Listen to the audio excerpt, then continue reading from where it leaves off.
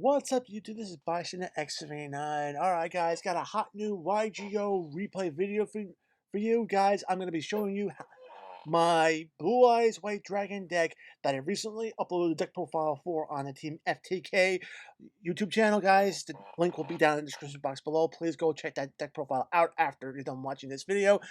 I'm sure you'll love the deck. And I can tell you right now, the deck is pretty damn awesome. Being able to play out of brick hands just to turn around and signify of how well this deck can run.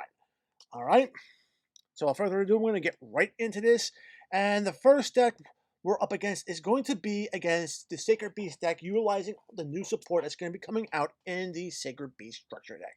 All right, as you can see, you have Dark Beckoning Beast. This is the Stratos for the deck. It searches out any of your Sacred Beast cards or a card that specifically mentions a Sacred Beast card in its deck, except for itself when summoned. And it also gives you an additional normal summon of a fiend monster with 0 attack and defense, in addition to your normal summon per turn. This is actually a very awesome card.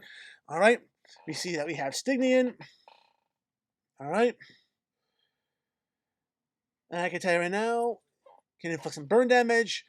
But we're gonna get right into it. As you can see, my hand right here, not the best starting hand. Best I can do right now is to set my Stone of Agents and pass to my opponent, which I do. He draws Extravagance.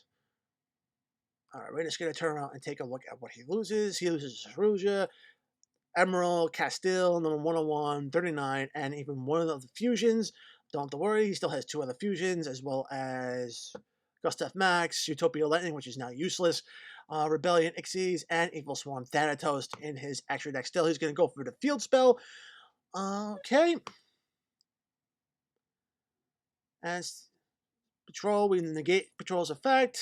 Can't inflict the burn damage. End phase, I get out my Blue Eyes. Alright. Really can't do anything at this point. Goliath doesn't do anything for me, so all I can really do is attack into his Senior Patrol. I don't know what he has face down, but it turns out to be 2 copies of Escape from the Dark Dimension, which is awesome. So 1,400 points of damage. Boom. That's that. He's going to call out his Dark Beckoning Beast. We're going to pause the thing right here. He's going to utilize Stinging Patrol to bring out the Dark Summoning Beast, which you can get out Raviel off of its own effect, but because of its effect, you can't attack during the turn. Sucks.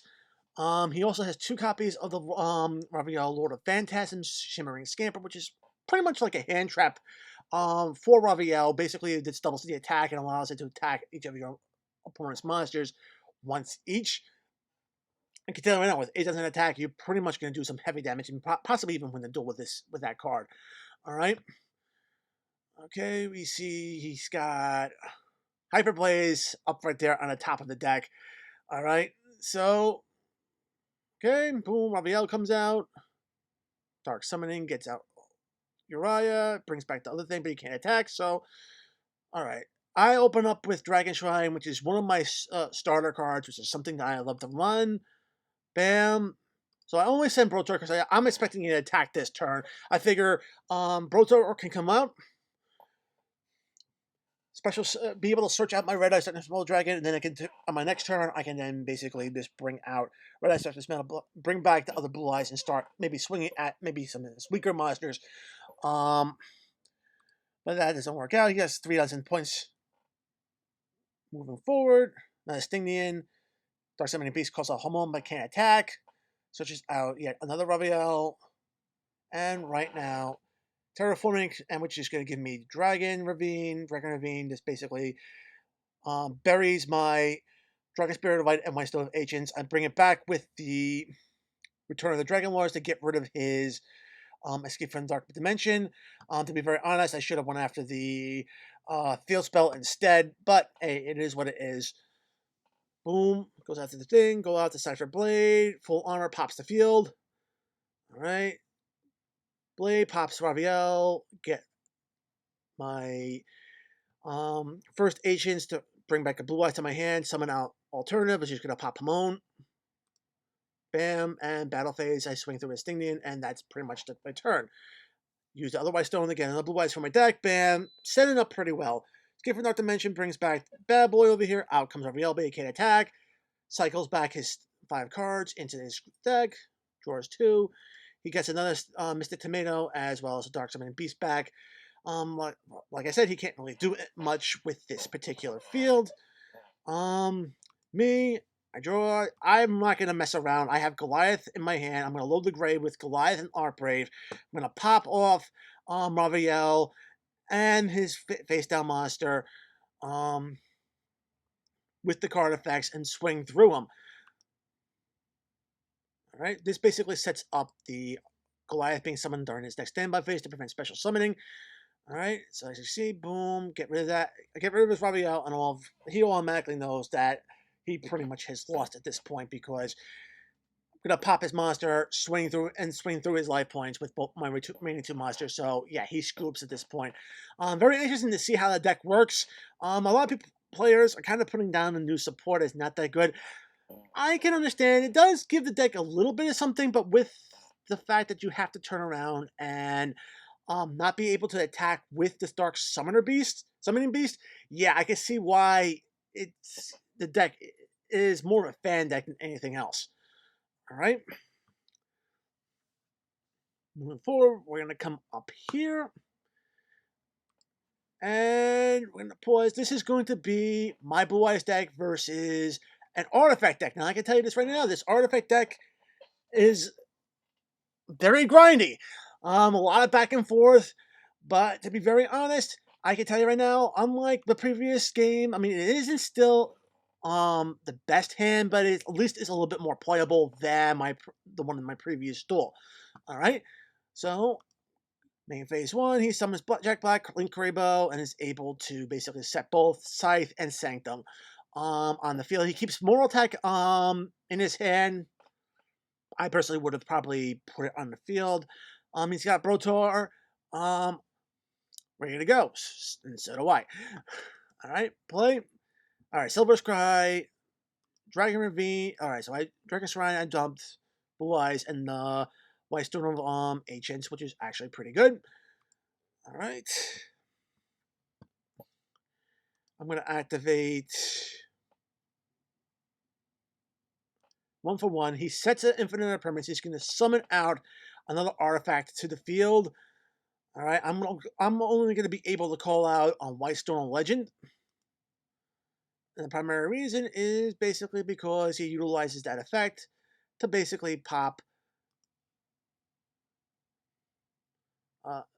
his Scythe to bring it out to prevent me from summoning any extra deck monsters.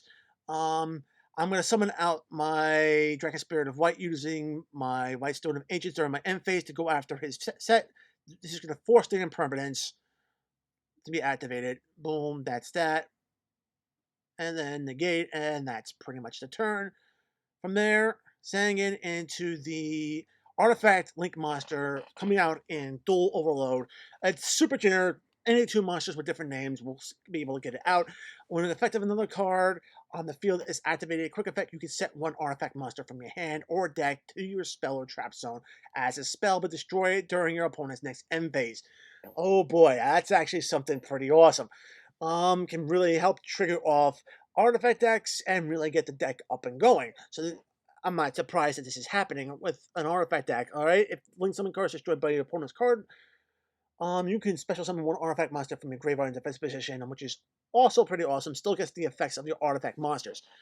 All right, so I'm gonna play through Overlords for Pleiades. Pleiades is going after my back row. I chain that to get my Blue Eyes out of the graveyard. He's going to bring a card out of his graveyard as well, or out of his deck. Excuse me. And he's going to basically set Fallen Light, which allows you to target 1 spell artifact monster in your graveyard to set it on your field. All right.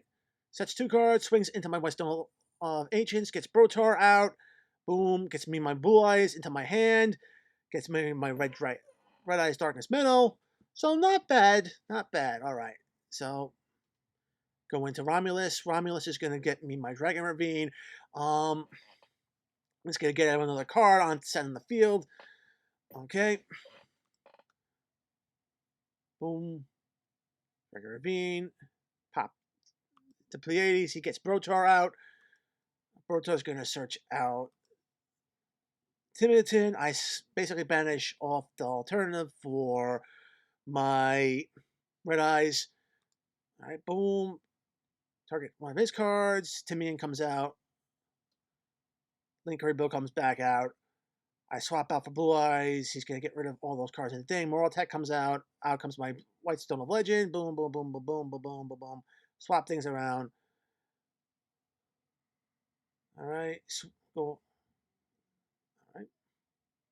All right, so what happens here is I basically swing at the Linker Able to get it off the field. I go after the Link monster. He's going to get out. Mjolnir, which allows you to special summon an artifact monster in your graveyard. He summons out Scythe again, which prevents me from going into my extra deck.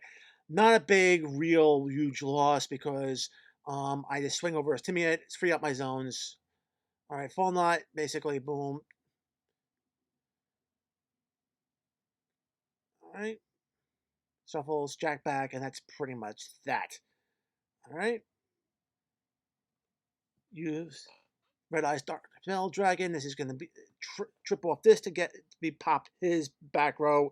All right. Really can't do anything with it, but still it forces a lot of plays. Link Rebo comes out. Boom. That's forces. This Jack Black allows him to get Jack back in the graveyard. I go into the Cypher package with Galaxy Eyes. I load my graveyard with Alternative as well as White Stone of Ancients.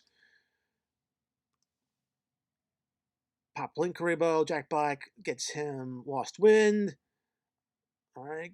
Go after his back row. Back row goes after my Red Eyes Darkness. Swing through his monsters. I don't want to take this off the field because it's going to open up on his the extra monster zone, and I want to keep that clogged for a bit because I know he can probably bring back another monster. I don't want him to do another X to get another one of the Durandals on the field and mess up my plays with my effects. Moving forward. All right, so he's got basically he sends this guy to the graveyard, and then boom, he's going to set this card on the field.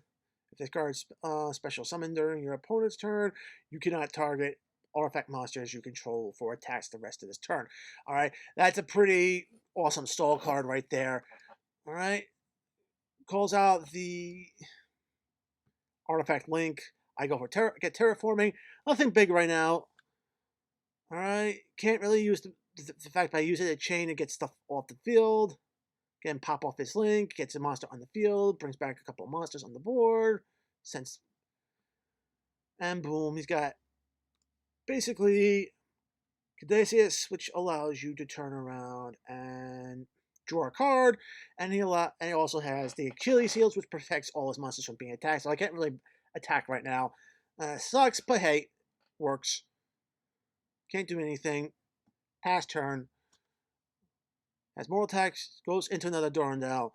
Alright, at this point right now, I have trade-in, but if I activate trade-in, it's going to trick this into basically tripping off one of his cards. I don't want it to happen. So I figure it's best right now to basically go into battle phase, swing over a pair of his monsters, and basically get those cards off the field. And then from there, I can actually utilize the White Stone Legends in my graveyard to basically bring back a Blue Eyes alternative to use for trade and draw more cards. Right, lost win. Yeah, okay. Lose some life points. Get Durandal off the field. Comes back. Draw. Set the ultimate creature of destruction, which is pretty awesome. I also have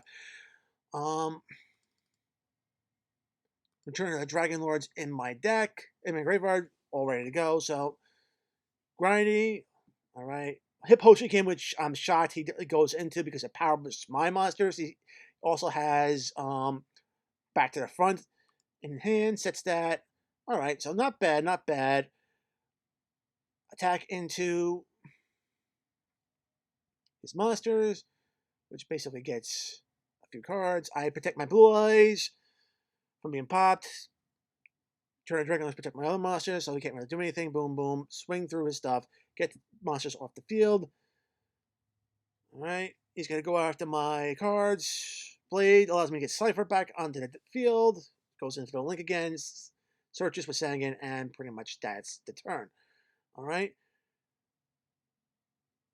All right. Gets more stuff on the field. I summon out this. Dragon Spirit of White. Banish a card. Swing over. All right. Can't fight anymore, so boom. Okay. And that's pretty much a turn. He's got 3 monsters on the board. Goes in for the Doom Chimera Dragon.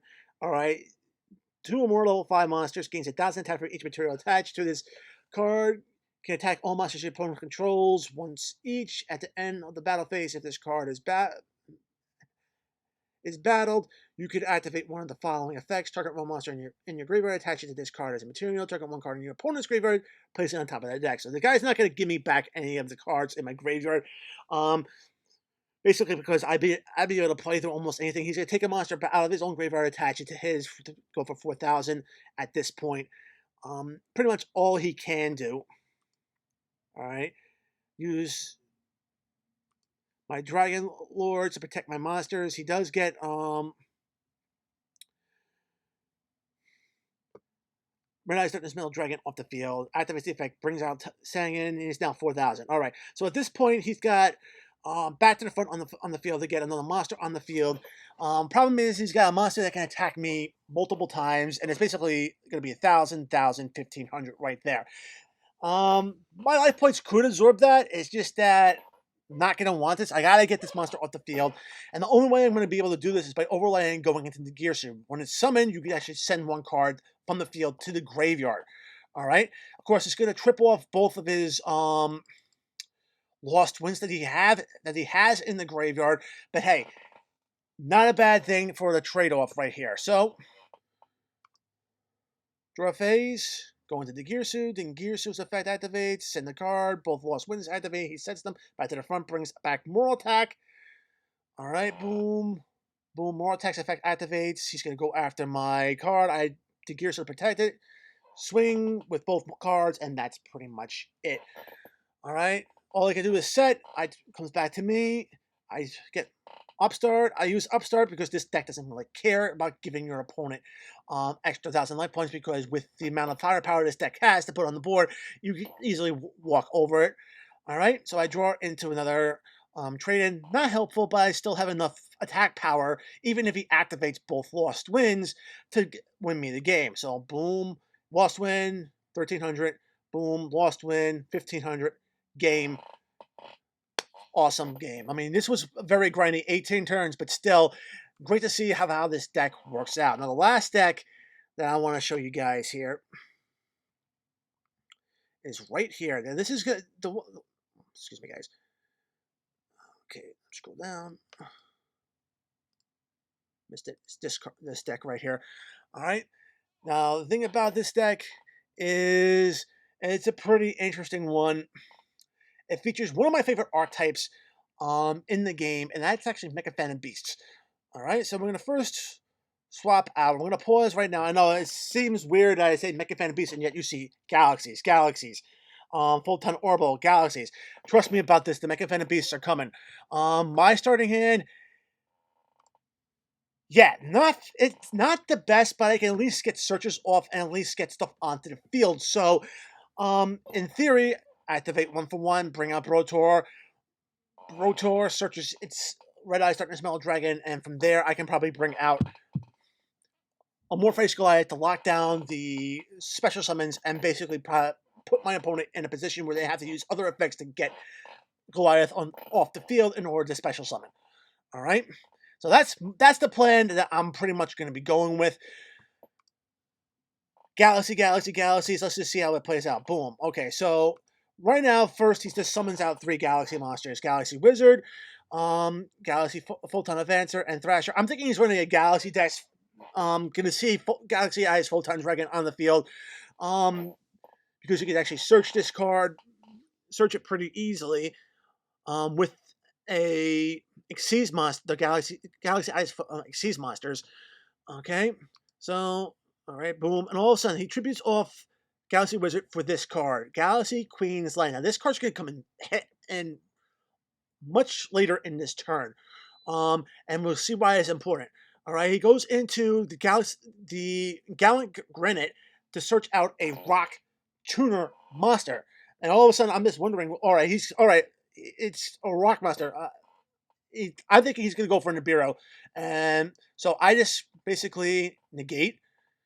Calls by the Grace Mighty Effect Veiler, and he brings out the rock tuner of the Adamantium R-Type, which is coming out in the Secret Slayer booster set. All right. Okay. From there, he's going to summon out because he has a rock monster on the field, and because it was a tuner, he's able to get Needle Fiber. Needle Fiber is able to get out another tuner from the deck on summon, and the tuner he gets out is Lion. There we go. Mecha Phantom Beast. Finally, we're going to see what he's going to go for. All right. Calls out Link Cross, which is going to bring out 2 Link tokens because the monster that was used to summon it was a Link rated 2. All right, so boom, 2 tokens, bam, bam. All right, out comes Martial Metal Marcher. It's a Synchro Tuner monster. All right, he's going to trip off Olion's effect. Brings back Olion with his effect negated. Get the whole thing, and all of a sudden now he's able to call out the Mecha Phantom Beast Aurodon onto the field. All right, if this card's Link Summon, special summon 3 Mecha Phantom Beast tokens. You cannot Link Summon for the rest of the turn. Once per turn, you contribute up to 3 monsters and apply the appropriate effect. He's going to do the second one. Tribute off 2 cards. Special summon 1 Mecha Phantom Beast from your deck. All right, so bam, here comes the 3 monsters. Tributes off 2 cards, and out comes Mecha Phantom Beast. Mega Raptor. Now here's the thing about Mega Raptor. Mega Raptor, like all Mecha Phantom Beast effect monsters, they gain the levels of the Mecha Phantom Beast tokens that are on the field. Right now he's got 1, 2, 3 Mecha Phantom Beast tokens on the field. That's 9 levels added on to the level 4 of Mega Raptor, which is a total of level 13. All right, he's going to use the Mega Raptor's effect to tribute off a token monster to search out another Mecha Phantom Beast card. All right, so he searches out Roberlin. Okay. All right, hasn't used his normal summon. Oh, he actually uses a lion to bring out Roberlin, and basically, boom, boom, for Dark Strike Fighter. Okay, Dark Strike Fighter is a burn card. This card initially did a term on the ban list because there was an FTK with this card. This card was reprinted in Legendary Collections 5D with the hard once per turn errata on it as a common. All right. So we utilized this Warballoon plus 2 of the tokens to get out Dark Strike Fighter. Warballoon's effect is going to get another token on the field, which triggers off Phantom Beast, which summons out another token as well. So, bam, bam, and now this is where the spell is going to come into play. All right, Galaxy Queen's Light basically targets 1 level 7 or higher monster you control. All levels of other face-up monsters you currently control become the current level of the monster. It's typically more of a utilized for a Exceeds play, but in this particular case, what he's going to do, he's going to target Mega Raptor and turn basically the tokens into level 13 monsters. All right, now, like I said, the Mecha Phantom Beast effect monsters, they gain the levels of the Mecha Phantom Beast tokens that are on the field. So if all these cards are level 13, that means he's getting 39 levels on top of the 4 he has, which is a total of 43.